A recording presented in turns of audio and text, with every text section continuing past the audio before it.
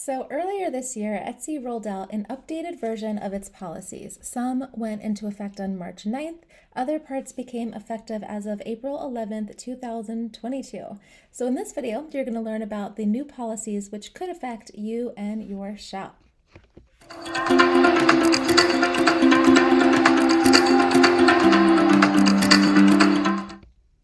If you're new here, my name is Rachel Rofe, and I've helped thousands of students sell print-on-demand products online, and I'm here to help you do the same. So let's get started.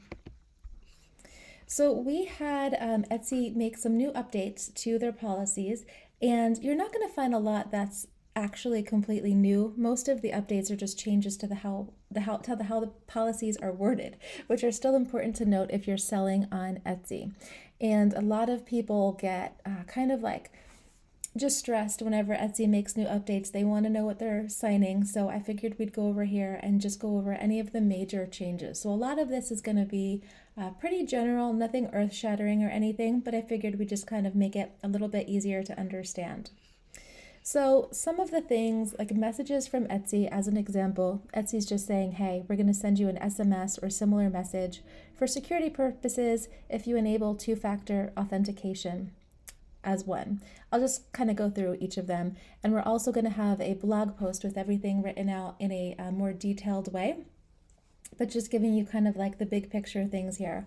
Another thing is if you contact a seller using Etsy messages, they're saying that feature is the feature that allows buyers and sellers to communicate through the services. They may share aggregated information about your use of the services to sellers.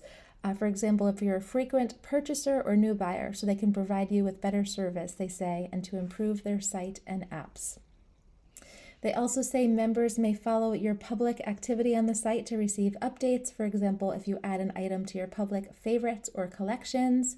And then they say in terms of information sharing, they might use first-party data, for example, your shopping and browsing patterns, and combine it with other data collected from you or received from their advertising and marketing partners, such as your location. They say they're doing this to enhance protection against spam, harassment, intellectual property infringement, crime, fraud, and security risks of all kinds on the marketplace. Next, the privacy policy. So they're saying Etsy might partner with third parties to enable you to make a purchase from an Etsy seller on that third party's website or mobile app. And of course, if you do that, then the third party's terms of service, privacy policy, and other policies may apply, in addition to Etsy's policies, and that the third party can collect information directly from you in connection with your purchase.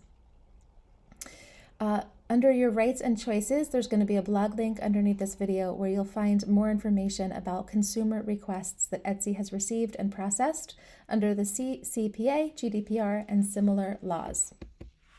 Now for Etsy payment policy, as an overview, buyers can authorize a payment with any major credit or debit card accepted by Etsy with Etsy gift cards, Etsy credits, and Etsy coupons.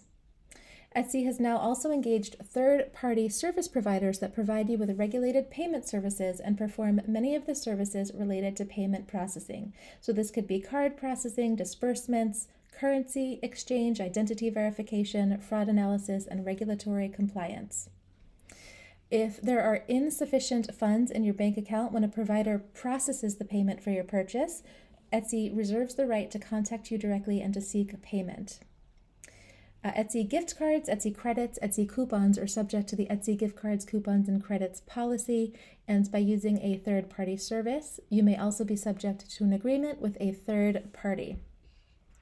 Okay, so now I'm going to talk more about seller rights in regards to providing accurate banking information. So if you sign up for Etsy Payments and receive payment for transactions made through Etsy Payments, you must provide all required information and complete all required steps, including in some markets, verifying your bank account for compliance purposes. So without this information, payment cannot be made to you, and in some cases, your account functionality may be otherwise limited.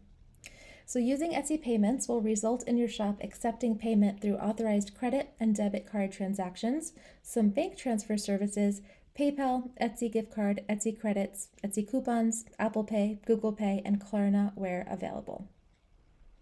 Also, if a seller chooses to show rounded prices to buyers browsing the site in a currency other than the seller's price, For example, if you are from the US, but you have a buyer that's in Australia, Etsy will show the listing price in the Australian currency, so from wherever the buyer is coming from, and then round it in accordance with the rounding rules described on their policies, which we will have linked in the blog post. For the electronics communication policy, so as a seller, you have some options when it comes to electronic messages. Etsy will also try to contact you if they need to notify you for any reason, such as illegal content.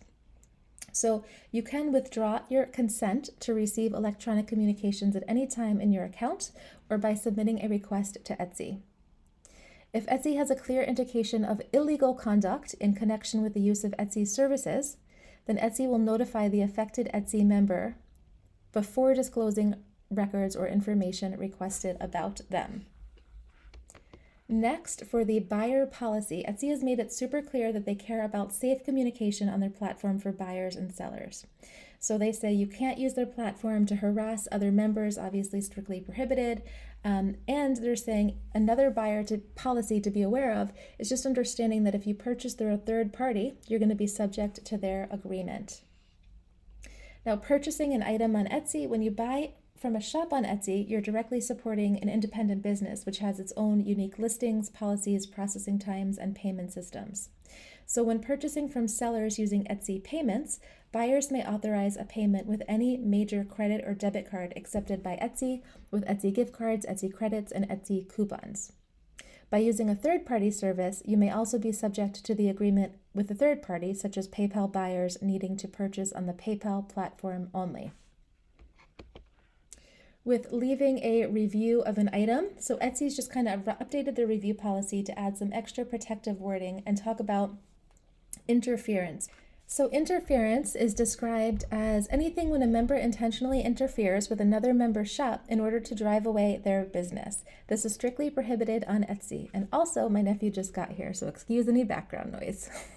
So examples of interference include, number 1, contacting another member via messages to warn them away from a particular member, shop, or item. 2, posting in public areas to demonstrate or discuss a dispute with another member. 3, purchasing from a seller for the sole purpose of leaving a negative review. 4, maliciously clicking on a competitor's promoted listing ads in order to drain that member's advertising budget, also known as click fraud. And 5, creating or using an independent buyer account to maliciously upvote another shop's negative reviews in order to position those reviews more prominently. Also, on leaving a review. By leaving a review or photograph, you acknowledge that your content may not violate their rules for creating and uploading content, so nothing with graphic, mature, or obscene language. Be about things outside the seller's control. Include nothing that includes shilling or otherwise falsely inflating a shop's review score or undermining the integrity of the review system. For creating and uploading content, whenever you upload content, you have to be aware, of course, of not uploading anything related to the points that I'm going to mention here, especially if you're creating designs based with phrases. So a lot of sellers understand this can be obvious, but keep in mind intellectual property rights can be hit or miss when it comes to some designs. That's why we have trademarkinspector.com that helps solve this issue. I'll provide the link to that in the blog post and underneath the video. But basically, when you're creating your products, and you don't always know, but you want to make sure, some of these are obvious, but you want to make sure there's no hateful or derogatory language, there's no threats, harassments, extortion, anything that violates Etsy's rules about interference, nothing that has a violation of someone else's intellectual property rights, nothing false, deceptive, or misleading, nothing with unsolicited advertising or promotions, nothing with private information, whether it's your own or someone else's, nothing that evades the Etsy checkout process and encourages people to sell and purchase elsewhere, nothing with prohibited medical drug claims, and anything that violates any of the rules in the Etsy prohibited items policy. And then in terms of reporting problems with orders, if Etsy determines that an item that you've sold is not as described or that you bought, the seller is going to be required to refund the order, including original shipping and return shipping. If a buyer resides in the European Union or United Kingdom, then they might be entitled to a 14-day cooling off period or a right of withdrawal, during which you can return an item or they can return an item for any reason. So I hope you find this helpful. It's not my normal content, but I know we've got a lot of people that ask about this kind of thing. So again, there's going to be a blog post link underneath this video. You can go there if you want to see my blog for more ideas, including on ways to make more sales on your print-on-demand shops. Click on the link in my description. Please make sure to give these videos a big thumbs up. And if you like what you learned, don't forget to subscribe to get more tips on how to increase your sales. Thanks very much for watching, and I'll see you in the next one.